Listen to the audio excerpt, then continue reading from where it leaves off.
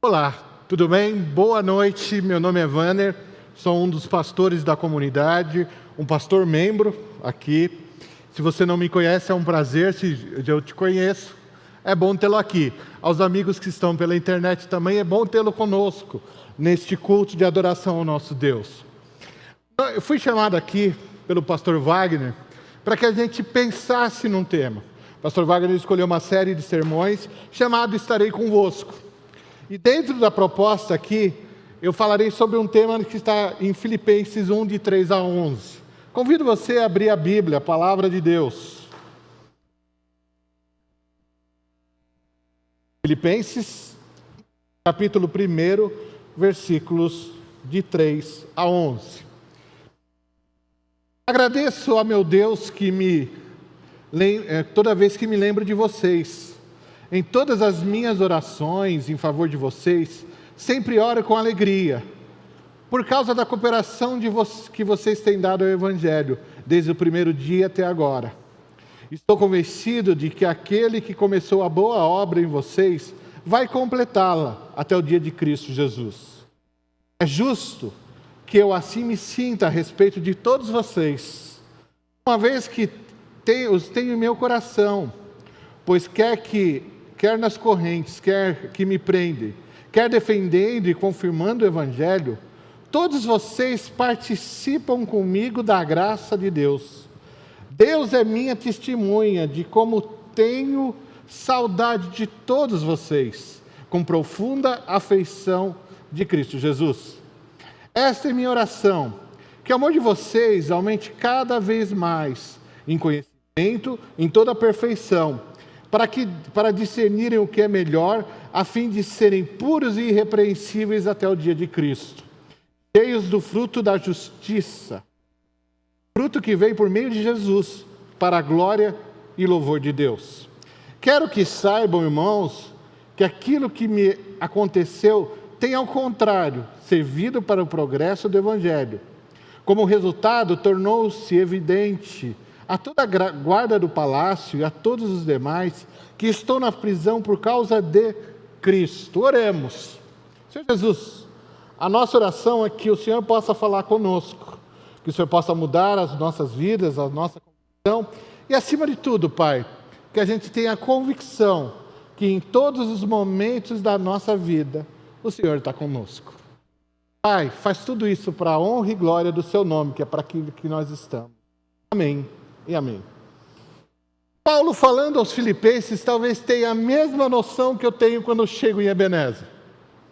Ebenezer, quando eu cheguei aqui, não estava muito bem.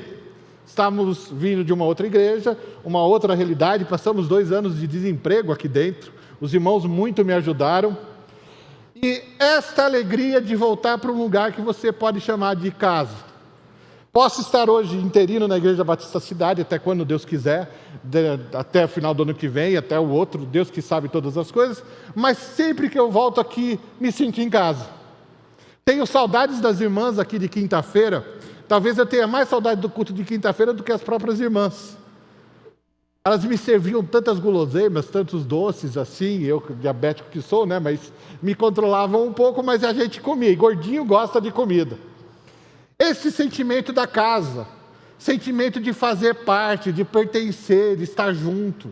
Esse sentimento de que a gente tem quando chega na casa da mãe e vai dar, toma um café que só ela sabe fazer, feijão que ela só sabe fazer. E sabe aquele sentimento gostoso da gratidão por tudo que Deus permitiu que você ocorresse na sua vida? Sentimento de gratidão, sentimento de alegria.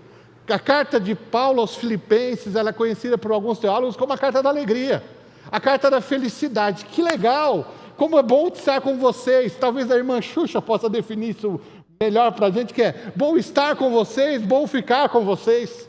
Nós crentes deveríamos ter essa alegria de nos encontrarmos. E aliás, a pandemia nos trouxe esta ausência, a ausência de não abraçar. A gente está, como lá, Provérbios diz, é tempo de abraçar, e a gente está no tempo de deixar de se abraçar. O tempo de aparentemente estar distante. Mas as distâncias podem ser diminuídas quando a gente usa a criatividade. Paulo aqui, quando escreve aos irmãos de Filipos, Ele escreve com a alegria de alguém que amava aquele povo, alguém que conhecia, alguém que ele repartia a sua existência e faziam parte da sua história. Mas Paulo não estava de férias em Miami. Paulo não estava na Disneylândia. Paulo não estava no meu sonho de consumos, viajar para as Ilhas Maldivas, imagina. Paulo não estava de férias. Paulo não estava curtindo a vida. Paulo estava na prisão. Quando Paulo escreve essa carta, ele estava na prisão em Roma. E estar na prisão em Roma é muito ruim. Se vocês acham que as nossas prisões hoje são ruins, e deveriam achar, porque nós crentes devemos cuidar, inclusive das pessoas que não estão, que estão à margem da sociedade, que não estão se comportando de forma adequada, a gente não deveria entrar nessa loucura de considerá-los inimigos e achar que bandido bom é bandido morto. Isso não é coisa de crente. Bandido bom é bandido salvo, que vira ex-bandido.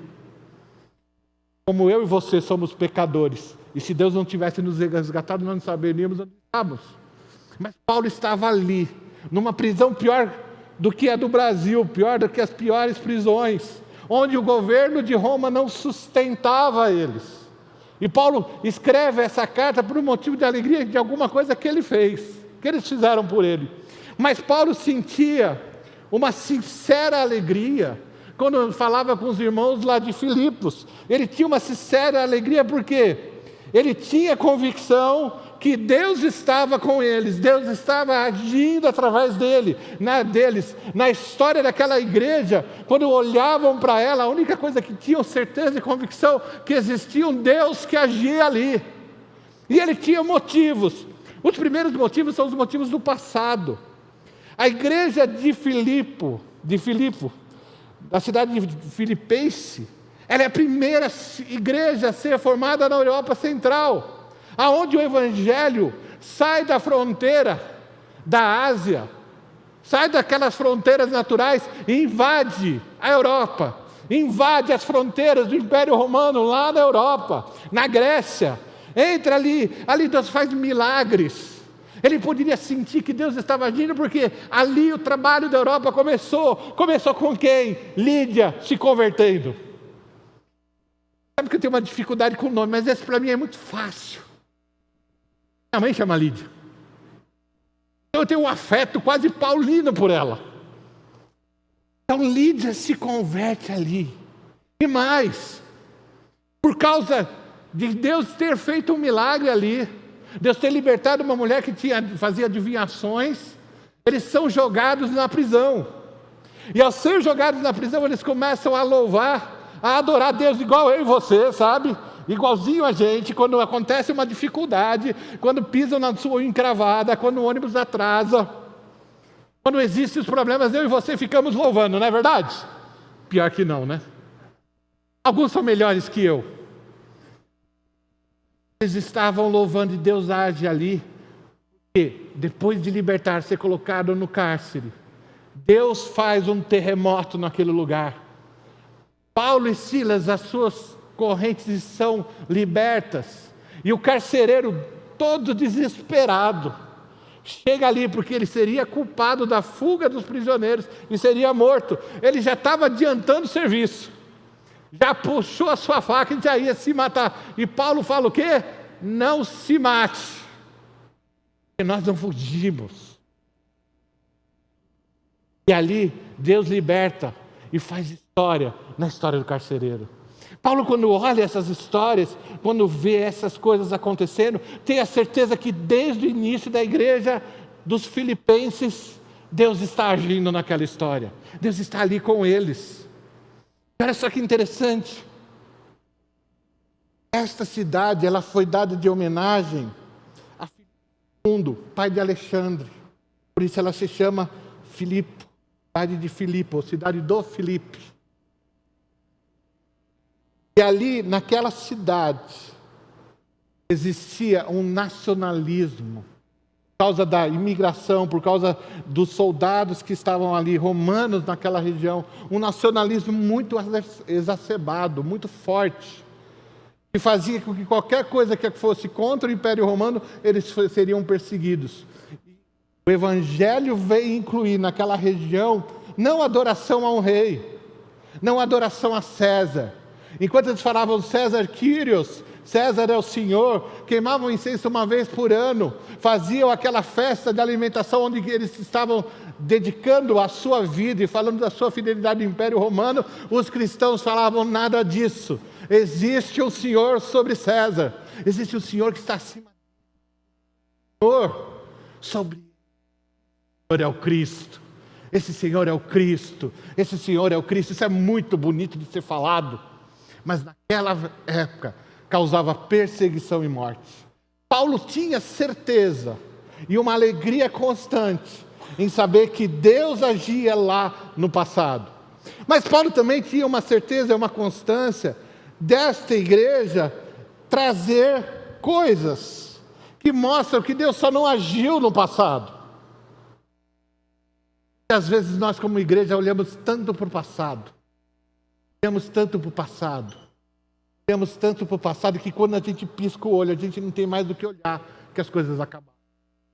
Aqui no centro da cidade de São Paulo a gente tem várias igrejas históricas, 95, 80, 70 anos, que estão com 10, 5, 6 membros, que não tem mais nem como se sustentar, porque adoraram esse passado presente. A história do passado daquela igreja trouxe uma geração que tem os seus problemas. Trouxe uma geração que aprendeu uma palavra fidelidade. Paulo escreve essa carta por uma alegria, por uma felicidade de saber que Epafrodito tinha chegado em Roma. Epafrodito tinha chegado lá e tinha levado uma oferta desses irmãos. Uma oferta para o auxiliar a sustentar naquela época de prisão. Naquela época que ele estava ali, solitário, que ele não tinha recursos. Mas muitas vezes eu e você somos levados ao socorro imediato. Está precisando de alguma coisa? Cesta básica. Está precisando de alguma coisa? Esquece depois. A gente sempre fica nessa história. Mas a igreja de Filipos, ela tem uma característica. E Paulo fala no seu texto, que vocês me sustentam no tempo de prisão, mas no tempo que eu estou proclamando o Evangelho. Ele sabia que Deus estava agindo ali, que mesmo seja uma igreja formada por seres humanos, formada por pessoas, eles conseguiam ter uma constância no sustento. Eles não esqueciam de Paulo quando ele estava preso, falando assim, mais ou menos em algumas reuniões: nós estamos ajudando a sustentar o missionário Paulo, mas esquece, ele está preso, então ele não está precisando de ajuda, que ele não está pregando para fora. Eles não tinham essa noção de desencargo de consciência. Existe um pastor chamado Ari Veloso, já falecido, começou a Igreja Batista no Morumbi, depois a de Catuí, no Paraná. Quando ele começou a evangelizar os ricos e ter um evangelho que ia pregar, quando ele falou que iria pregar para os ricos, falaram assim: pastor, mas temos que pregar para os miseráveis. Sim, a gente prega para os miseráveis pobres, mas a gente também prega para os miseráveis ricos. Não é dinheiro que nos define, mas é a nossa falta de Deus. E ele dizia que muitas vezes eles iam fazer campanhas, iam fazer encontros, e os ricos eles doavam dinheiro a mais do que precisava. E a visão pastoral dele dizia assim: eu tenho que me preocupar não só com o recurso que eles nos dão, eu tenho que me preocupar com o que eles me dão. Por que eles dão? Porque eles amam a Deus, eles têm a consciência que eles podem estar abençoando a obra de Deus com os seus recursos, com o seu dinheiro. Eles sentem a presença de Deus nos nossos projetos, ou eles fazem simplesmente por desencargo de consciência. Eu não quero ir, eu dou dinheiro. Eu não quero fazer, eu dou alguma coisa. Eu dou um cala-boca para Deus, em outras palavras. Mas ele tinha convicção que esta igreja que não teve este pensamento, essa igreja se preocupou em sustentá-lo. Tanto é que manda Epafrodito com as ofertas. Era longe. Epafrodito fica doente. E ele se preocupa com essas coisas. Ele se preocupa. E ele se alegra. porque ele consegue fazer uma carta de gratidão, porque ele entende que Deus está com eles, ao ponto deles poderem doar com a intenção correta, com a maneira correta, e eles podem continuar a sustentar o seu ministério. Foi a única igreja no Novo Testamento que sustentou Paulo em todo o período do seu ministério. Ele pode se alegrar com o hoje da igreja. Mas também ele pode se alegrar e pensar no movimento do futuro. Paulo ele vai fazer uma oração neste texto, que é assim, esta é minha oração, que o amor de vocês aumente cada vez mais em conhecimento e em toda percepção. Paulo entende e ora por essa igreja para que ela permaneça neste amor, que ele permaneça nesse ágape de Deus, que ele permaneça entendendo a forma correta de demonstrar um amor por um Deus que está presente com eles.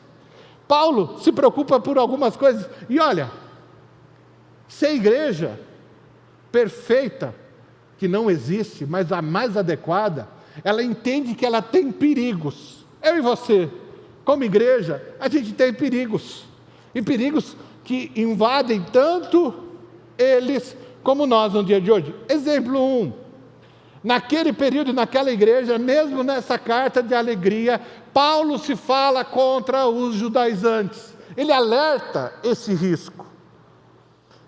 Judaizantes, um grupo absolutamente legalista, que entende que não é só Jesus Cristo que salva, não é só Jesus, você precisa ter Jesus e os homens se circuncidarem, vocês precisam ter Jesus e vocês precisam cumprir as nossas festas, vocês têm que aceitar Jesus, não, aceitar não existe, receber Jesus,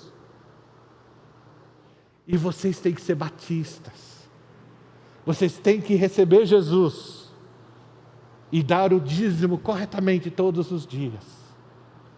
Você sempre coloca um mais. Você tem que receber Jesus e você deve cortar ou não o cabelo.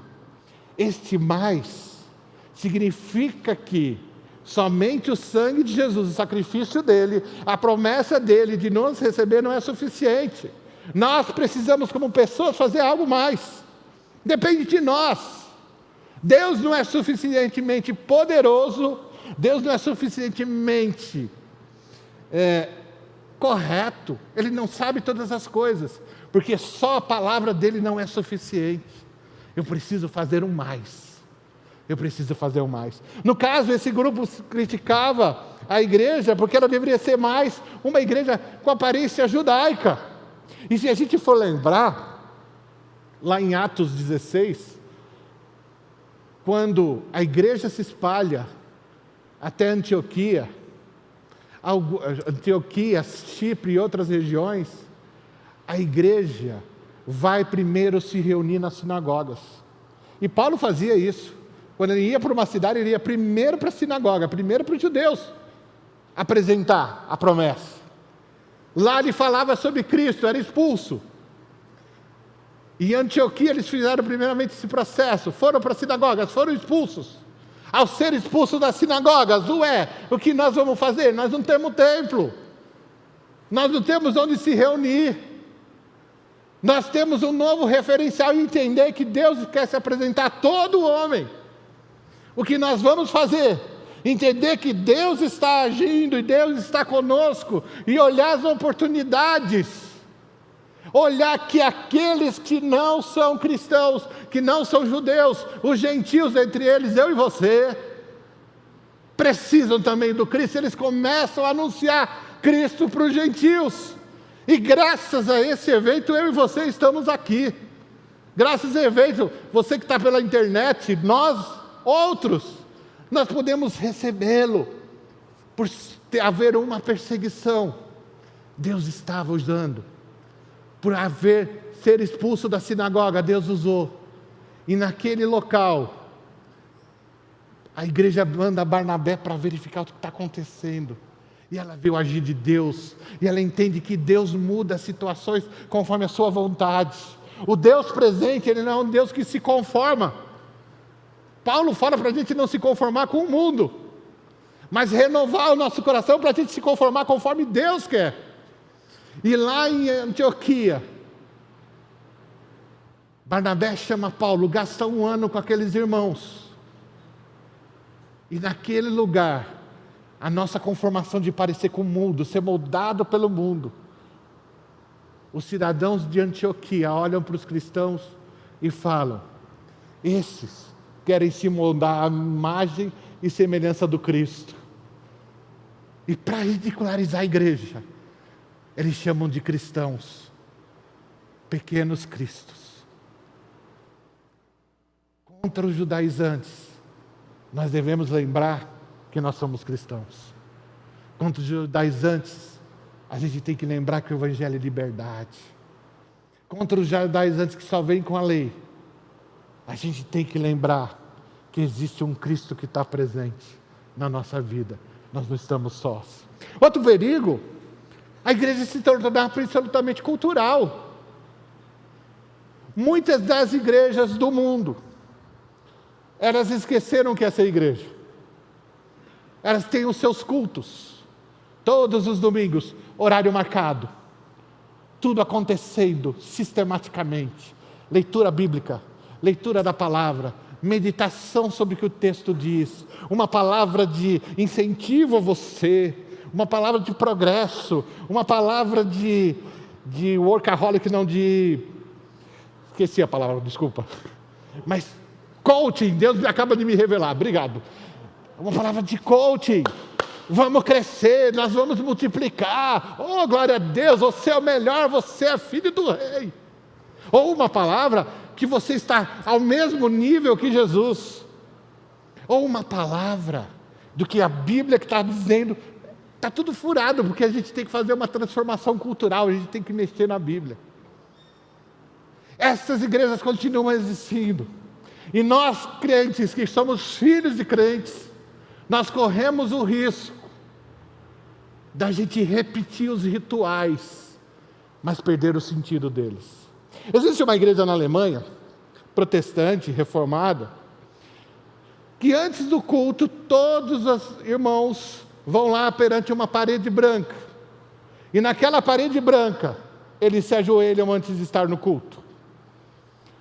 Há séculos eles fazem isso. Aquela parede pintada de branco. Eles vão lá e se ajoelham. Um dia tiveram que fazer uma reforma.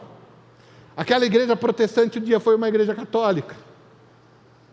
E aí, ao retirar a tinta para reformar, eles viram que estava pintado atrás da parede branca uma Maria. E eles se ajoelhavam todo o tempo, perdendo o sentido daquela adoração que eles tinham. Mantiveram o costume e perderam o objetivo. Mantiveram o ritual e perderam porque o ritual existia. E nós corremos esse risco. A Europa hoje é um país pós-cristão. E nós brasileiros estamos entrando nessa. Nós estamos ficando ritualistas.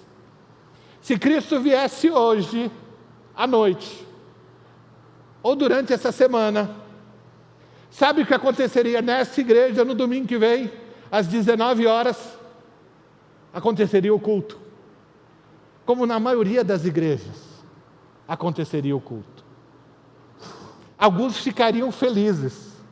Aqueles caras me incomodavam demais. Aquelas pessoas me incomodavam. Porque a gente perde a essência de entender que no nosso culto, na nossa adoração, existe um Deus, existe um Jesus que prometeu que estaria conosco, estaria entre nós, se alegrando, estaria conosco, vendo o nosso culto, mesmo que imperfeito, atrás daquelas paredes do fundo, atrás do pessoal do som, atrás do outro pessoal, existe um Deus que recebe a adoração, não a que vem aqui do altar só, mas do seu culto no banco, no seu culto, em todos os momentos, da sua adoração neste local. Mesmo com problemas, a gente tem que entender mesmo com o pecado, mesmo com as nossas diferenças. Aqui é uma igreja e Deus está aqui, porque quem faz diferença é Ele estar aqui. Um outro risco que eles tinham eram os conflitos humanos. Olha a história, Evódia e Síntique, liderança da igreja. Evódia e Síntique, uma bênção aquelas irmãs, uma era líder da MCA, outra cuidava da cantina da igreja, como Evódia fazia uma coxinha deliciosa. Não é verdade? A gente crê que tem lembranças gastronômicas da igreja. Como elas eram uma bênção, elas estavam em todas as reuniões de diretoria, culto de oração, intercessão, elas estavam na escola bíblica dominical, elas trabalhavam no EB Kids, elas eram da hora, aquelas irmãs, mas elas se desentenderam ao ponto do Paulo dizer para elas que elas deviam voltar a conversar. É um risco que a igreja corre, sabe por quê? Porque a gente é humano. Você me vê aqui na frente, você passa, acho que eu sou perfeito, né? Oh, que perfeição! Não existe isso. E muitas vezes nós pastores somos culpados porque nós vendemos essa ideia. E o pior de tudo, às vezes a gente vem aqui, se faz de perfeito, se faz de bom, fala que todo mundo tem que fazer, olha para o lado quem está te olhando, tua mulher. Jesus. Às vezes parece que o diabo está provocando. Mas se você olhar direito, é um Deus que ama, que provoca para saber que se ela está ali, Deus também está. Ele está conosco aqui. A gente tem que aprender a se entender. A gente tem que aprender o que é correto. E mais, ele fala de dissensões, brigas, diferença de opinião. Ai, eu gosto de antigamente, que as mulheres vinham de saia, até embaixo era tão bonito, elas vinham todas de coque, era tão bonito ver aquelas irmãs de roxinho no culto da MCA, é uma bênção. Eu gostava mais que o pastor naquela época usava terno e gravata, fazia chuva, sol, 40 graus, o pastor estava lá, firme na palavra, usando um costume americano, e a gente achava lindo. Irmão, você pode achar isso lindo, aliás deve. Você deve achar todas essas coisas maravilhosas. Como os jovens também podem achar maravilhoso a estrutura, o culto, porque fala na linguagem deles. Vocês já perceberam que a gente tem diversas traduções da palavra de Deus? Mas a palavra de Deus é uma só.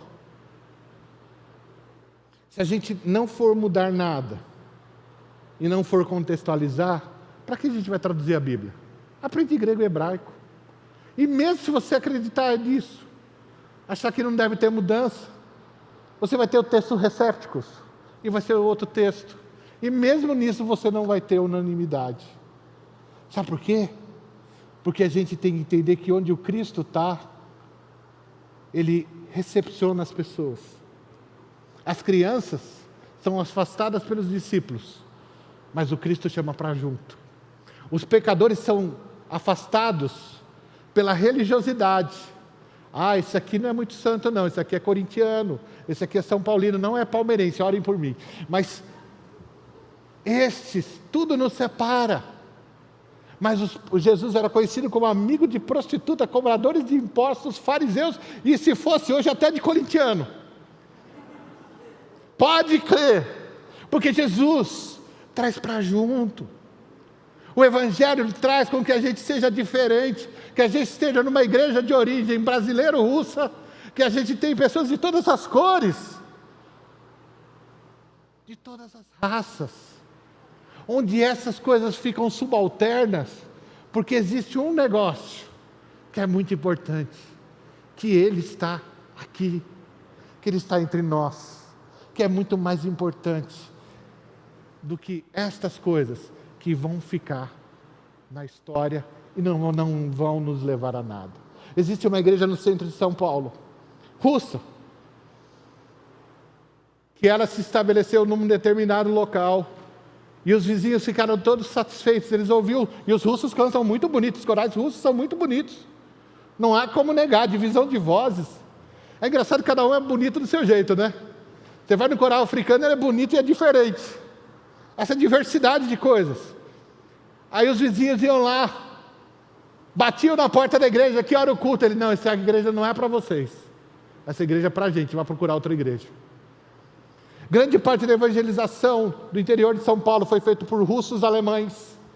Russos, alemães, russos, letos. Eu estou repetindo o russo, né? Parece que eu tenho alguma coisa contra alguém, mas é que eu esqueci do alemão. Mas letos, espanhóis, que evangelizaram nesses locais e chegaram a uma conclusão: nós queremos manter a nossa cultura e a nossa raça. Então a gente evangeliza brasileiro e faz igreja para eles. Vocês podem ser salvos, mas vocês não vão ficar com a gente, porque a gente quer continuar a ser o que a gente é. Graças a Deus que mesmo nos nossos defeitos, Deus ainda continua sendo Senhor.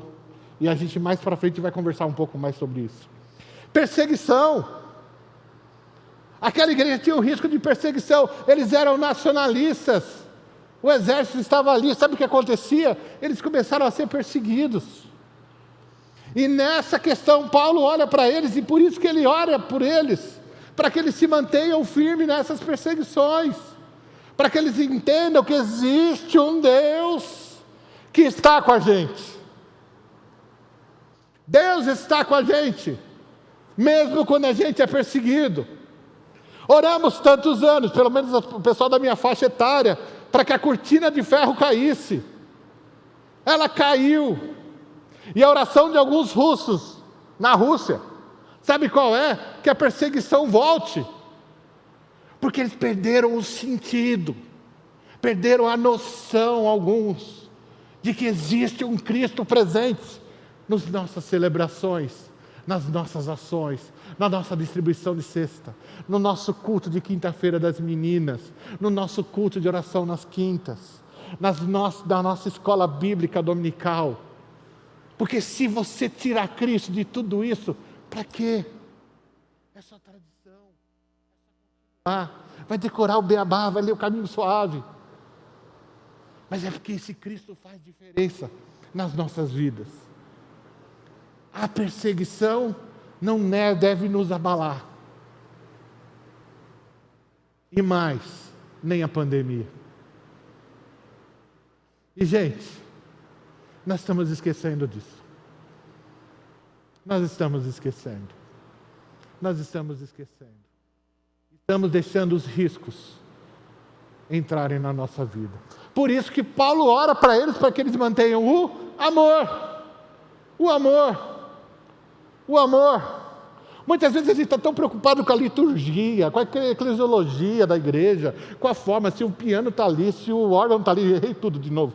Mas a gente está tão preocupado com essas coisas, que a gente está esquecendo de amar, porque o Cristo está entre nós. O Cristo é tão presente, que Ele consegue usar o raio da internet, que alguns já falaram que era do demônio, e consegue fazer com que nós aqui consigamos falar com quem está em casa, com você que está aí em casa, triste, abalado, solitário. Mas sabe a dica? Durante a semana, liga para alguém, liga para algum irmão, liga agora, sabe? Liga para ele, fala que ele é importante, que você tem saudade, ora junto. Oração não precisa passar Covid, nem bafo. E olha que o telefone e até o WhatsApp evita isso. Contato pessoal. Eu tenho amigos tão bons, e tem uns amigos que eu não vejo há uns 3 anos, mas eles são meus amigos. Toda vez que eu estou em crise, eu ligo para ele. Olha que amizade legal, né?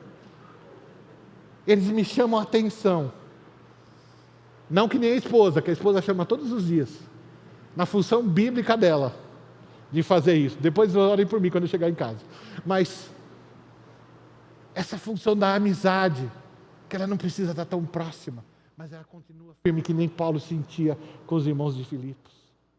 Posso estar na cadeia, posso mandar uma carta por Epafrodito, posso responder a gratidão, mas estamos próximos. É isso que nós devemos entender. Por quê? O que nos liga não é essas paredes, não é esse lugar. A gente tem que ter respeito, tem que glorificar a Deus pelos que fizeram, mas é o Cristo que habita nas pessoas que aqui estão. Porque senão a gente vai cair no erro de achar que a igreja é a gente.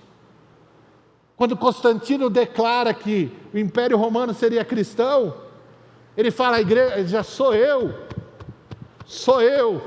E tem muito crente, muito pastor, muito bispo, muito apóstolo, muito varredor de chão, muito crente da sua forma ou de outra, que está esquecendo que o que importa aqui é o Cristo presente, Ele estando conosco, Ele cumprindo a promessa de estarei com vocês, do que a minha ou a sua opinião, inclusive a minha. Mas aí Paulo continua, ele dá um conselho muito interessante, que a gente tem que fazer frutos de justiça. Olha, eu acho essa palavra tão bonita, né? Frutos de justiça. Frutos de justiça. O que são frutos de justiça? Sabe o que é fruto de justiça? É quando eu e você entendemos que é tudo para Ele. Quer um exemplo disso? Lá em Gênesis 37, 5. Josézinho, menino bom, filho de Jacó, com a mulher predileta dele. Jacózinho tão bonitinho, a mulher faleceu, vou cuidar de Jacó. Ele tem mais 11 irmãos, mas Jacó é o predileto. E Jacó é o menino predileto, como esses criados pela avó, sabe? Esses meninos mimados. Os irmãos iam aprontar no campo, lá ia Jacózinho não, já estou confundindo, Josézinho. É só para ver se vocês estão prestando atenção. Aí José vai lá e fala para o pai: olha, Judá está aprontando, o outro está aprontando. De repente, no capítulo 37, Jacó compra uma estola nova, Calvin Klein, veio da França, é top, é tipo tênis de marca, que a gente tem, quando olha o preço, a gente pede misericórdia de Deus, e sempre seu filho vai querer um daquele. Aí ele comprou um tênis de marca, contextualizando, importado, original. Ele vai lá para os irmãos, ó, papai deu. E depois vai com esse tênis de marca, correndo, porque agora ele pode andar, para os irmãos, e começa a ver que eles estão fazendo coisa errada. Antes disso, ele teve um sonho, que ele estava no lugar alto, e os seus irmãos se ajoelharam na sua presença. Ajuntou uma história com a outra, um já mata, esfola, sabe crente como é? Parece briga de corintiano contra palmeirense. Os palmeirenses sempre vítima. Aí, chega nesse momento, vamos matar ele. Judá tem uma ideia fantástica, não vamos matar ele não, isso é pecado, né? Vamos dar um destino melhor, vamos vender ele como escravo. Joinha. Vende como escravo. Lá ele é vendido para Potifar. A esposa dele dá em cima do José. José é acusado de estupro, vai para a cadeia. E Deus já abençoou ele com Potifar, porque senão Potifar tinha matado ele. Na cadeia ele vira o cara que cuida da cadeia. Deus usava ele, prosperava aquele menino que estava aprendendo. Até o ponto que ele vai até o faraó decifrar sonhos. Um dia, o faraó coloca ele como governante do Egito. E quem aparece na frente dele? Seus irmãos. Seus irmãos aparecem na sua frente no versículo do capítulo 45, 4. A partir do 4. E ele começa a não se revelar quem ele era. Ele faz um lance de mandar trazer o irmão, seu irmão, filho da mesma mãe e mesmo pai. Dá um jeito de falar que eles tinham roubado. Depois se revela e manda buscar o seu pai. Mas quando ele se revela, leia isso tudo na sua Bíblia em casa, por favor. Os irmãos se arrependem. Os irmãos pedem perdão. E ele diz uma frase muito interessante. Ele me enviou adiante de vós. Vender ele como escravo era errado? Era. Vender ele como escravo era pecado? Era. Deus mandou vender ele como escravo? Não mandou. Eles tomaram atitude. Mas naquele momento que ele podia se vingar, que seus irmãos estavam chorando, arrependidos, muito por ser pegos, ele olha para os seus irmãos e fala: Ele me enviou adiante de vós, porque houve fome na terra. Se ele não tivesse me conduzido por esses caminhos, com os erros das pessoas, nós teríamos morrido de fome. Ele me enviou adiante de vós. Não tem nada a ver com vocês. Não tem nada a ver comigo. Tem a ver com Ele. Misericórdia dEle. Porque eu estou na presença dEle e Ele está junto comigo. Ele permite hoje me dar frutos. Para que a gente... Sabe qual é o nosso problema? A gente se acha. O nosso evangelho, ele é um evangelho antropocêntrico. Pior, ele é egoísta. Ele está baseado no que eu acho, no que eu sou o centro da história. Eu sou o que tem que ter sucesso. Eu sou o centro. Mas na verdade, o José entendeu uma coisa que Paulo vai falar para os filipenses. Todas essas coisas, ele está se demonstrando. Ele está se mostrando que não tem nada a ver com você. É o caráter de Deus, é a misericórdia de Deus, é Deus cuidando da gente. E baseado nisso, Ele permite eu dar fruto de justiça. Não por causa de mim, porque eu sou injusto, mas porque Ele é justo. Ele que conduziu a história da igreja de Filipos, Ele que conduziu a história de Paulo, Ele que conduziu tudo aquilo que acontecesse, mesmo com os erros humanos, Deus continua no controle da história, e Ele continua trabalhando na minha e na sua vida, para que eu e você demos fruto, para que a gente aprenda a perdoar, para que a gente aprenda a olhar de novo para aquele que bateu na nossa face, para que a gente entenda que Ele nos ensina a restabelecer relacionamentos. Tanto é que o primeiro e mais importante relacionamento que Ele restabelece através da figura dEle mesmo, é da gente igreja, com Ele. A gente estava impedido de se manifestar a Ele. De um tal de sacerdote, existia um véu que separava os santos dos santos da gente. Mas Ele rasgou. Ele pagou o preço do meu e do seu pecado. Ele pagou o preço da nossa história. Ele assumiu.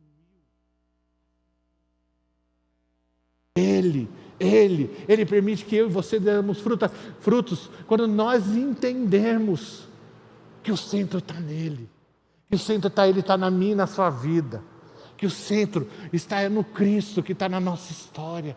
O Cristo que permite eu e você fazermos coisas boas. Porque não é nosso. Paulo diz que as coisas boas que eu quero fazer eu não faço. Mas as ruins, cara, que experiência eu tenho.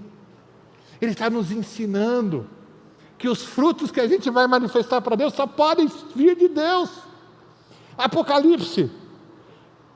Quando os reis, os sacerdotes recebem uma coroa, a primeira coisa que eles fazem com a coroa é pegar a coroa e jogar na presença de Deus. Sabe o que isso significa? Que Ele nos dá galardões por tudo que nós fizemos através dEle, por meio dEle, porque tudo é para Ele e tudo é dEle. Ele vai entregar uma coroa bem grande na sua cabeça, menorzinha na minha, de acordo com o que a gente fizer. E quando a gente encontrar Ele, olhar bem para Ele, olhar para Deus, a gente não vai poder fazer outra coisa, que é pegar a coroa e devolver para Ele. A gente vai estar transformado e vai entender que tudo de bom é fruto que provém dEle. A gente foi ligado na videira, mas o fruto é da videira, ele não é meu. E Paulo também fala para eles tomar cuidado com as crises, porque algumas coisas a gente começa a se preocupar, como por exemplo a Covid.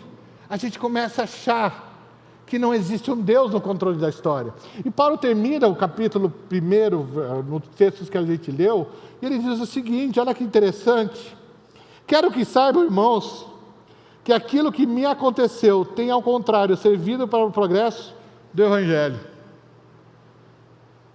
Nós somos servos dele. Nós temos um dono. Você já viu alguém mexendo, mãe, com seu filho? Gente, que coisa pior do que você mexer com o filho de uma mãe amorosa? Lá em casa eu tomo cuidado quando eu trato as crianças, porque a Cris é uma mãe leoa, e a maioria das mães o é. Gente, se bobear, o pai apanha da mãe, porque ela vai defender o filho, principalmente se achar que ele está sendo injustiçado. Nós temos um dono. Pode a mãe, que ainda amamenta, esquecer do seu filho? Da mesma forma o Senhor é com a gente. Ele não esquece de nós. Paulo está falando que a prisão dele, embora seja chato, não deve ter sido agradável, não foi um spa, mas ele consegue ver que ali consegue dar um fruto que só Deus pode fazer. Que os soldados da guarda pretoriana, eles estavam amarrados com ele, presos, obrigados a ouvir Paulo falando do Evangelho. Dá para entender? Ele não podia sair para evangelizar. Ele não podia ir no bar da esquina. Ele não podia tomar um café com um amigo. Ele não podia nem ir no McDonald's distribuir folheto.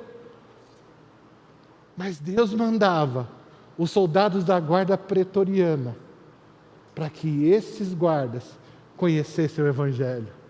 E esse fruto, ele via que só pode ser Deus dando e movendo a minha e a sua história. Ele está conosco. Ele está conosco em todas as situações.